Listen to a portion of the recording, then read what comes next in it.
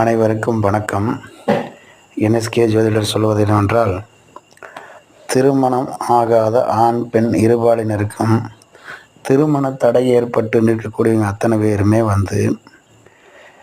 விநாயகருக்கு பௌர்ணமி அன்னைக்கு உள்ளூரில் இருக்கக்கூடிய அரச மரத்து விநாயகருக்கு அபிஷேக ஆராதனை பூஜை செய்யுங்க. எல்லாருக்குமே திருமண தடை நிவர்த்தியாகி திருமணமாகும்.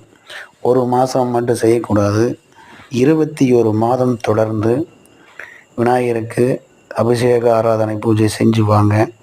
கண்டிப்பாக திருமண தடை நிவர்த்தியாகி திருமணம் நடக்கும்.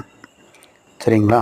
இதை கரெக்டான முறையில் வழிபட்டு வந்தால் திருமணங்கள் தடை இல்லாமல் நடக்கும். இந்த வீடியோ பிடிச்சிருந்தா லைக் பண்ணுங்கள், சப்ஸ்கிரைப் பண்ணுங்கள். நன்றி, வணக்கம். அடுத்த வீடியோவோடு உங்களை சந்திக்கும் வரை